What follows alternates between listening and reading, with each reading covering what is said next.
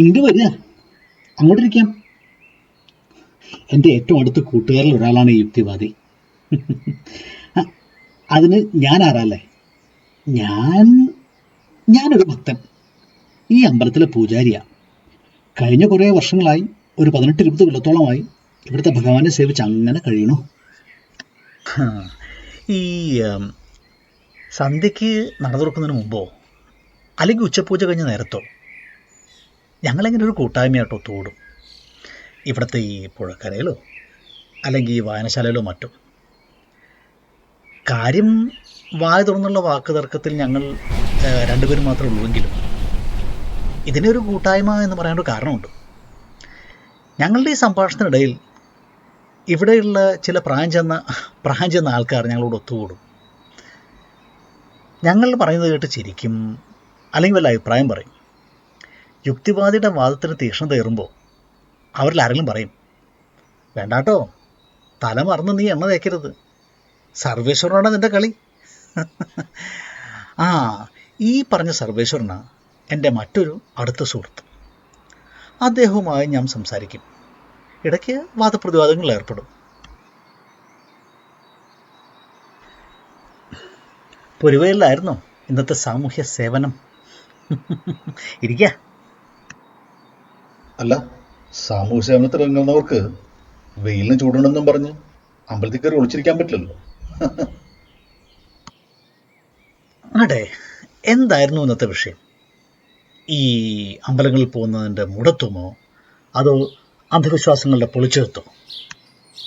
അല്ല, എൻ്റെ ആകെയുള്ള ജന്മോദ്ദേശം ഇത്ര മാത്രമോ. ഭൂമിയിൽ സഹായം ആവശ്യമുള്ളവരും അർഹിക്കുന്നവരുമായ എത്രയോ പേർ. അവരെ സഹായിക്കുന്നതിനിടയിൽ സത്യം സത്യമായി പറയാൻ ശ്രമം നടത്തുന്നു, അത്രമാത്രം. സത്യവും നുണയൊക്കെ അവിടെ നിൽക്കട്ടെ. വിശ്വാസത്തിലുള്ള അന്തരം എന്നല്ല അതിനെ പറയാൻ പറ്റൂ. ഉണ്ടെന്ന് ഞാൻ വിശ്വസിക്കുന്നു, ഇല്ലെന്ന് നിങ്ങളും വിശ്വസിക്കുന്നു. ഉണ്ടെന്ന് കരുതാനുള്ള തെളിവൊന്നും ഇല്ലാത്ത പക്ഷത്തിൽ. അല്ല, ഇല്ലെന്ന് തെളിയിക്കാനും സംശയലേശം എന്നെ സാധിച്ചിട്ടൊന്നുമില്ലല്ലോ. ഓ, ഉണ്ടോ ഇല്ലയോ എന്നുള്ള പതിവ് തർക്കത്തിലേക്കൊന്നും ഞാനില്ല. പകരം ഞാൻ വേറൊരു വിഷയം പറയാം. എന്താ അത്? കോഴിയാണോ മുട്ടയാണോ ആദ്യം ഉണ്ടായത്?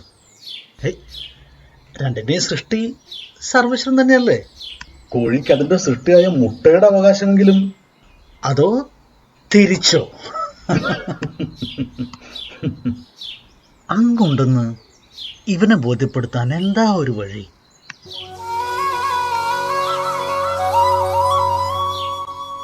അങ്ങനെ ബോധ്യപ്പെടുത്തേണ്ട ആവശ്യമെന്ത്?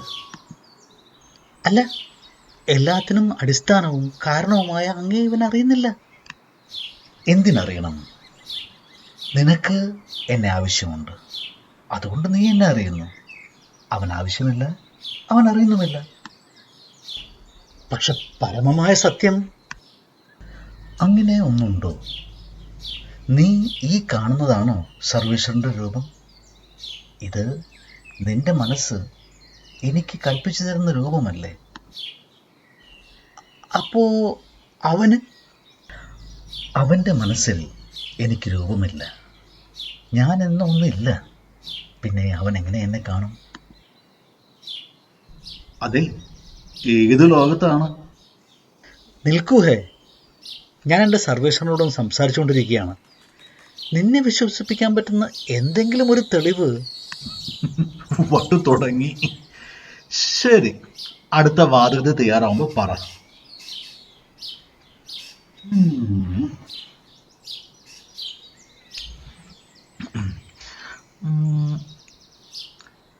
നിങ്ങളുടെ ഈ ഈശ്വരൻ എവിടെയാണ്? മുകളിൽ. ശരി, അപ്പോ അങ്ങ് അമേരിക്കയിലുള്ള ഒരാളുടെ അടുത്ത് ഞാൻ ഇതേ ചോദ്യം ചോദിക്കുകയാണെങ്കിൽ അവരെ നേരെ കീഴ്പോട്ടല്ലേ കാണിക്കുക? സൂര്യനോ ചന്ദ്രനോ കാണപ്പെടുന്ന പോലെ ഒരു പ്രത്യേക സ്ഥാനത്തല്ല സർവേശ്വരൻ കുടികൊള്ളുന്നത്.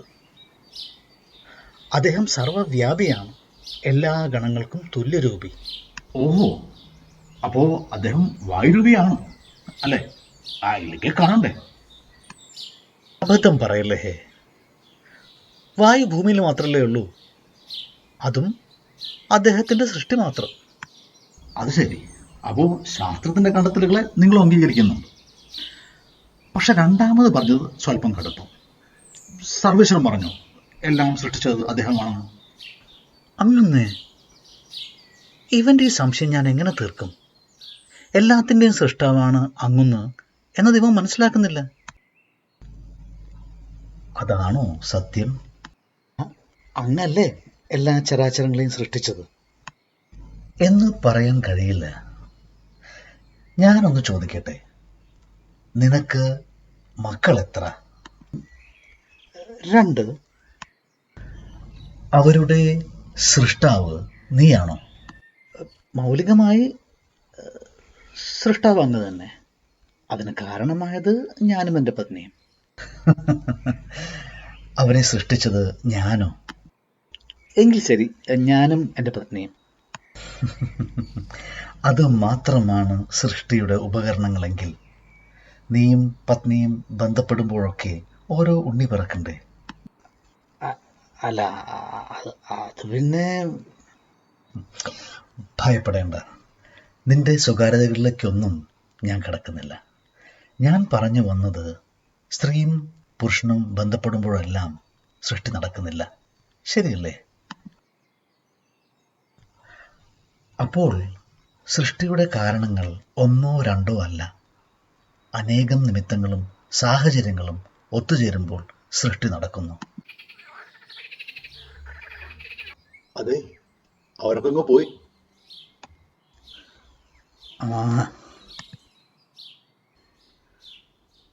അല്ല, ഇവരൊക്കെ ദൈവത്തിന്റെ പാർട്ടിക്കാരാണോ? ദൈവത്തിന്റെ പാർട്ടിക്കാരോ? ഈ ദൈവത്തെ സംരക്ഷിക്കാനും പരിപോഷിപ്പിക്കാനും ഒക്കെ ആയിട്ട് കുറെ രാഷ്ട്രീയ പാർട്ടികളുണ്ട്. സാംസ്കാരികതയുടെ സംരക്ഷണം. സാംസ്കാരികത സുഹൃത്ത്, രാഷ്ട്രീയം ജീവിതമാർഗമാവുമ്പോഴുള്ള പ്രശ്നങ്ങളാണിതെല്ലാം. അതിനു പുറമെ ദൈവത്തെ കൂട്ടുപിടിച്ചാൽ ലക്ഷം പിന്നാലെ. നമുക്ക് ആ വിഷയം വിടാം. അല്ല, ഞാൻ പറഞ്ഞോട്ടെ. നിങ്ങളുടെ വിശ്വാസത്തെ ഞാൻ ബഹുമാനിക്കുന്നു. സ്വന്തമായി ഒരു വിശ്വാസത്തിൽ അടിയുറച്ച് നിൽക്കുകയല്ലേ നിങ്ങളെപ്പോലുള്ളവർ ചെയ്യുന്നുള്ളൂ. വിശ്വാസത്തെ അടിച്ചേൽപ്പിക്കുന്നവരോടാണ് എനിക്ക് എതിർപ്പ്, അതിന് മുതലെടുക്കുന്നവരോടും. ഞാൻ യോജിക്കുന്നു. നമ്മൾ തമ്മിൽ അഭിപ്രായ വ്യത്യാസമില്ലെങ്കിൽ വാഗ്വാദങ്ങൾ എവിടെ? അറിവിന്റെ പുത്തൻ നാമ്പുകൾ എങ്ങനെ ഉണ്ടാവും? നമുക്ക് വാഗ്വാദം തുടരാം. ആയിക്കോട്ടെ, നട തുറക്കാൻ ഇനിയുമുണ്ട് സമയം. ശരി, അമ്പലത്തിലെ വഴിപാടുകൾ എന്തിനാണ്? അഭ്യർത്ഥനയോ അപേക്ഷയോ ആവാം, ഉപകാരസ്മരണയാവാം, സ്നേഹപ്രതീകമാവാം, ബഹുമാന സൂചകവും ആവാം. അവസാനം പറഞ്ഞ 3 ഞാൻ അംഗീകരിക്കുന്നു. പക്ഷെ ആദ്യം പറഞ്ഞ 2 അതത്ര ശരിയല്ലല്ലോ. അഭ്യർത്ഥനയ്ക്ക് ഫലമുണ്ടായ എത്രയോ ചരിത്രമുണ്ട്. ഒരു തരം കൈക്കൂലി അല്ലെങ്കിൽ സർവീസ് ചാർജ് ആവണമെന്നില്ല. സമാധാന ഭേദദണ്ഡങ്ങളിൽ ഒന്നാവാമല്ലോ അത്. ഓ, അപ്പൊ ഈ പറഞ്ഞതൊക്കെ സർവേശ്വരനും ബാധകമാണോ? ആവണ്ടേ. വേറിട്ടൊരു രൂപമല്ലാതെ സർവേശ്വരനെ നമ്മളിൽ ഒരാളായി കാണുന്നതല്ലേ നല്ലത്? അതല്ലേ മഹത്തരം? അപ്പോ ഭേദദണ്ഡങ്ങളും ഉണ്ടാകാറുണ്ടോ? പലപ്പോഴും പ്രകടമായിട്ടാവണമെന്നില്ല, മനസ്സിലായിരിക്കും. വഴിപാട് ഫലിച്ച അനുഭവം നിങ്ങൾക്കുണ്ടായിട്ടുണ്ടോ? ഉണ്ടല്ലോ, എൻ്റെ ആദ്യത്തെ ഉണ്ണി പറഞ്ഞത്. ഓഹോ, അപ്പൊ കേശവം വേദന ചെയ്തതെല്ലാം പഴവല്ല അല്ലേ? എന്നല്ല, ഞാൻ പറഞ്ഞില്ലേ, സൃഷ്ടിയുടെ ഒരുപാട് നിമിത്തങ്ങളിൽ ഒന്ന് വിട്ടുപോയ ആ കണ്ണി ഈ വഴിപാടുകൾ കൂട്ടിച്ചേർത്തിട്ടുണ്ടാവാം. മാനസികം, അങ്ങനെയും ഒരു വിശദീകരണം ആവാം. ആവാം. ഒരു ഡോക്ടറെ പൂർണ്ണമായും അഭയം പ്രാപിക്കുന്നവരുണ്ടാവാം. ഞാൻ എൻ്റെ സർവേശ്വരനിൽ വിശ്വസിക്കുന്നു, അദ്ദേഹത്തിൽ അഭയം പ്രാപിക്കുന്നു. ശരി, ഒരു നിമിഷം ഞാൻ സമ്മതിച്ചു എന്ന് തന്നെ അങ്ങ് വിചാരിക്കാം, ദൈവമുണ്ടെന്ന്. അപ്പോൾ ഈ സർവേശ്വരനിൽ വിശ്വസിക്കാത്ത എനിക്ക് എന്ത് സംഭവിക്കും? സ്വന്തം വിശ്വാസങ്ങളിൽ അടിയുറച്ചു നിൽക്കുക, അടിച്ചേൽപ്പിക്കുന്ന വിശ്വാസങ്ങളെ ചെറുക്കുക, അന്ധകാരങ്ങളെയും അന്ധവിശ്വാസങ്ങളെയും ഇല്ലാതാക്കുക. ഇതൊന്നും എൻ്റെ കണ്ണിൽ തെറ്റുകളല്ല. മാനവ സ്നേഹത്തിൻ്റെ പാതയിലാണ് അവനും സഞ്ചരിക്കുന്നത്. നല്ലതേ വരൂ. അപ്പോ എന്നെ പോലുള്ളവരാണോ തെറ്റുകാർ? ഒരിക്കലുമല്ല. കർമ്മം ചെയ്യുക എന്നേ ഞാൻ ഉദ്ദേശിച്ചുള്ളൂ. എല്ലാവരുടെയും കർമ്മം ഒന്നു തന്നെയല്ല, ആയിക്കൂടാ. അപ്പൊ പിന്നെ ആരാണ് ഈ തെറ്റുകാർ? എന്തിനിത്തരം വിധിയെഴുത്തുകൾ? ആരും പൂർണ്ണമായും തെറ്റുകാരാവില്ല. തെറ്റ് എന്നത് തന്നെ എടുക്കാം. ഒരാളുടെ ശരിയാകാം മറ്റൊരാളുടെ തെറ്റ്. സകല കാരണമായ അങ്ങയെ വകവയ്ക്കാതിരുന്നാൽ അതെൻ്റെ ലക്ഷ്യമല്ല. ആരും എന്നെ അംഗീകരിക്കാതായാലും അതൊന്നിനെയും ബാധിക്കുന്നില്ല. ഞാനും ഈ ചരാചരങ്ങളുടെ എല്ലാം ഭാഗം തന്നെ. എൻ്റെ കർമ്മങ്ങൾ ഞാൻ ചെയ്തുകൊണ്ടേയിരിക്കും. സുഹൃത്തെ, നിങ്ങൾ എവിടെയാണ്? അറിയാൻ ശ്രമിക്കുകയായിരുന്നു ഞാൻ. സർവേശ്വരിൽ നിന്നായിരിക്കും. നിങ്ങളുടെ സർവേശ്വരന് രൂപമുണ്ടോ? ഉണ്ടല്ലോ, എൻ്റെ ഏറ്റവും പ്രിയപ്പെട്ട ഭഗവാന്റെ രൂപം. നിങ്ങളെപ്പോലെ തന്നെ സർവേശ്വരിൽ വിശ്വസിക്കുന്ന ഒരു അന്യമതസ്ഥനോ? ആ വ്യക്തി കാണുന്ന രൂപം ഇതാവണമെന്നില്ലല്ലോ. ആവില്ല, ആവണമെന്നുള്ളതൊരു ആവശ്യമല്ലല്ലോ. പിന്നെ ഏതാണ് അദ്ദേഹത്തിന് ശരിയായ രൂപം? ശരിയായ രൂപം എന്നൊന്നുണ്ടോ? അവിടെന്നും എനിക്ക് പകർന്നു തന്നത് അതേ അറിവ് തന്നെയാണ്.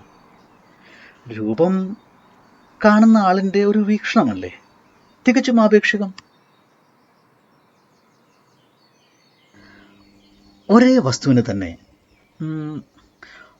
വസ്തുവിന് തന്നെ എൻ്റെയും നിങ്ങളുടെയും വീക്ഷണം കൽപ്പിക്കുന്ന രൂപം വ്യത്യസ്തമാവില്ലേ? ഈ സൗന്ദര്യം എന്ന വസ്തുത തന്നെ ആപേക്ഷികമല്ലേ? ഈ പെരുന്തച്ഛൻ്റെ കുളം പോലെ. പൂർണ്ണമായും ശരിയല്ല. കാഴ്ചക്കാരുടെ വീക്ഷണത്തെ ഉദ്ദേശിച്ച രീതിയിൽ ചില പൊടിക്കൈകൾ ചേർത്ത് തെറ്റിദ്ധരിപ്പിക്കുക, അതാണല്ലോ പെരുന്തച്ഛൻ ചെയ്തത്. എന്തോ അപ്പോൾ എല്ലാ ദൈവങ്ങളും ഒന്നാണെന്നുള്ള ആശയത്തിലേക്കാണോ നിങ്ങൾ? അതാണ് ഏറ്റവും മഹത്തരമായ ചിന്താഗതി എന്നെ സംബന്ധിച്ചിടത്തോളം. അത് സത്യമാവണമെന്ന് ഞാൻ ശഠിക്കുന്നൊന്നുമില്ല. ആവാം എന്നേ എനിക്കറിയൂ. ഒന്നിൽ കൂടുതൽ ദൈവങ്ങളുണ്ടെങ്കിൽ ഒന്നാണോ പലതാണോ എന്നതിലല്ല കാര്യം, വിശ്വാസം, അതിലാണ് കാര്യം. അത് ദൈവമില്ല എന്നുള്ള നിങ്ങളുടെ വിശ്വാസമാണെങ്കിൽ പോലും ആ വിശ്വാസം ജീവിതത്തെ സത്യത്തിൻ്റെയും സ്നേഹത്തിൻ്റെയും ഐക്യത്തിൻ്റെയും പാതയിലൂടെ കൊണ്ടുപോവുകയാണെങ്കിൽ അതല്ലേ നമ്മുടെ എല്ലാവരുടെയും സത്യം. പലരും ദൈവത്തെ പല രീതിയിൽ കാണുമ്പോൾ ആ വിശ്വാസങ്ങളും പല ദിശയിലേക്ക് നയിക്കില്ലേ? വിശ്വാസം ജീവിത ലക്ഷ്യത്തിലേക്ക് നയിക്കുകയാണെങ്കിൽ ഒരിക്കലും അങ്ങനെ വരില്ല. അങ്ങനെ വരുന്നത് ഈ അന്ധവിശ്വാസങ്ങളും സ്വാർത്ഥ താല്പര്യങ്ങളും വഴിയിൽ തടയുമ്പോഴാണ്. പല ദൈവങ്ങളിലുള്ള വിശ്വാസം അതെങ്ങനെ സാർവത്രികമാവും? നമ്മുടെ എല്ലാം അമ്മമാർ പലതല്ലേ, എന്നിട്ടും മാതൃസങ്കല്പം എങ്ങനെ സാർവത്രികമാകുന്നു? അത് നല്ലൊരു ഉദാഹരണമാണ്. ചുരുക്കത്തിൽ എന്നെപ്പോലുള്ളവരെ മയത്തിലൊന്ന് ചീത്ത വിളിച്ചതാണ് അല്ലേ? ഒരിക്കലുമല്ല. നിങ്ങൾ എന്തിൽ വിശ്വസിക്കുന്നുവോ ആ വിശ്വാസത്തിൻ്റെ സാർവത്രികതയെയാണ് ഞാൻ സ്ഥാപിക്കാൻ ശ്രമിച്ചത്. നിങ്ങൾ ആ സാർവത്രികതയിൽ എല്ലാവരെയും ഉൾപ്പെടുത്തി എൻ്റെ വാദത്തിൻ്റെ മുന അങ്ങ് ഒടിച്ചു കളഞ്ഞു അല്ലേ? വാദിക്കാൻ ഇനിയുമില്ലേ കാര്യങ്ങൾ ഉണ്ടാവണമല്ലോ. എന്തായാലും നട തുറക്കാൻ സമയമായി. ഞാനൊന്ന് മുങ്ങി നിവരട്ടെ. ആയിക്കോട്ടെ, എനിക്കൊന്ന് ഭാനുവക്കീലിൻ്റെ വീട് വരെ പോകണം. ഇന്നത്തെ സ്റ്റഡി ക്ലാസ് അവിടെ വെച്ചാ. എന്താ ഇന്നത്തെ വിഷയം? ഗീത, ഭഗവത്ഗീത ഒരു പുനർവായന. എന്നാ പിന്നെ അങ്ങനെ ആവട്ടെ. ശരി. ശരി.